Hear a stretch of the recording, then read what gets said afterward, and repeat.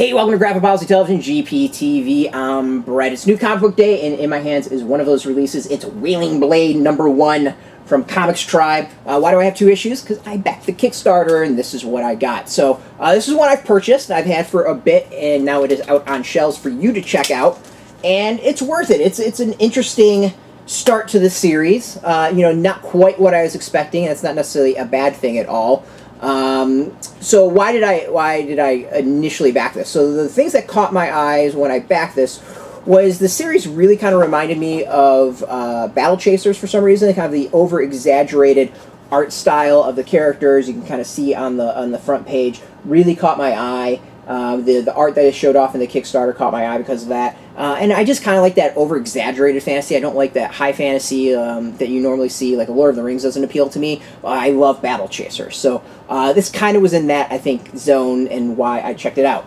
So it's written by Douek, I think is the last name. If I mispronounce it, I'm sorry. Artist Joel Mulvey, colorist Chris Sotomayor and Jules Rovera, letterer Taylor Esposito. As I said, this is not something I expected. This wasn't quite what I expected.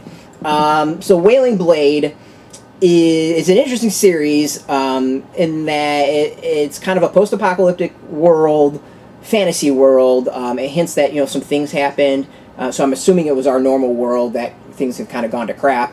And the people have it's a mix of like fantasy and technology. Cool, I dig it. Like I really kind of dig it. And at least that that aspect I really dig.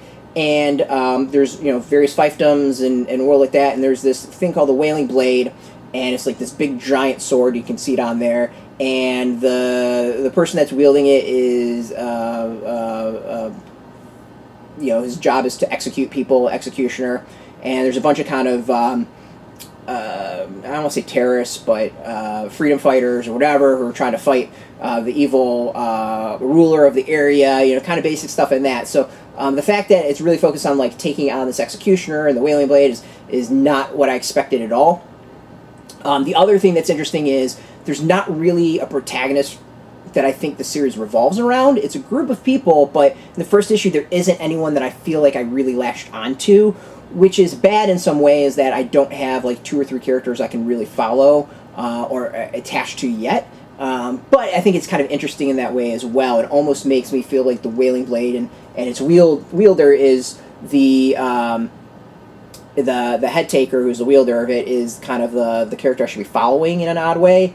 The bandit's prince is named Tychon, and he's got to go save his father, who's been sentenced to death. I mean, that's the kind of the basic gist of it.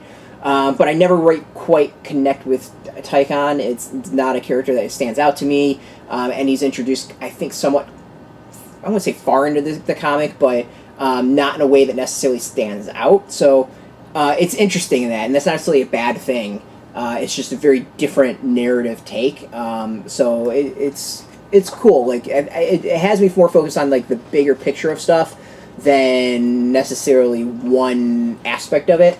As I said, the art has this like exaggerated style to it that I dig. It does remind me of Battle Chasers a lot.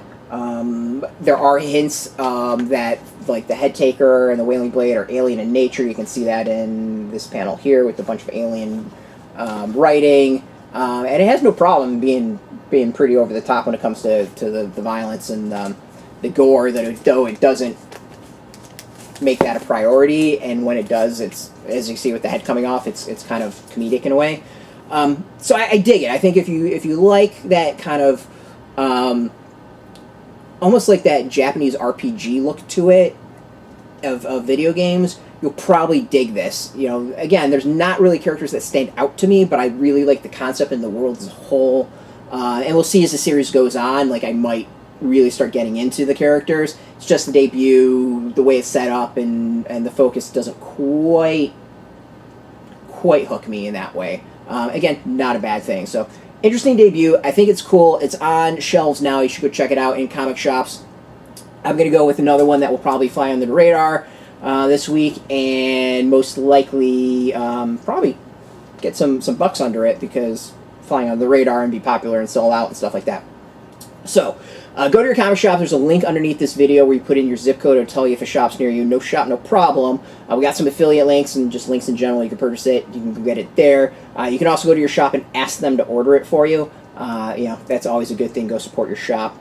We don't need the affiliate link money and stuff like that. But speaking of support, I want to thank you for watching. We always appreciate it. Now, if you're into ComixTribe, if you're into comics in general, check us out every single day at graphicpolicy.com. We're on Twitter, Facebook, YouTube, Tumblr, all at Graphic Policy, keeping it nice and consistent. Until next time, keep reading those comics and keep it geeky. Hey, thanks for watching the previous video from Graphic Policy Television. Just by watching, you help support our site. Thank you so much. Now, if you're watching these videos, you probably care about geeky things like movies, television, comic books, toys, games, video games, you name it. You can go and subscribe right now to our YouTube channel to stay in touch and catch all the new videos, or check out our website at graphicpolicy.com. There's a nice link on this end of the video. But as always, thank you for watching. Keep on rocking and keep it geeky.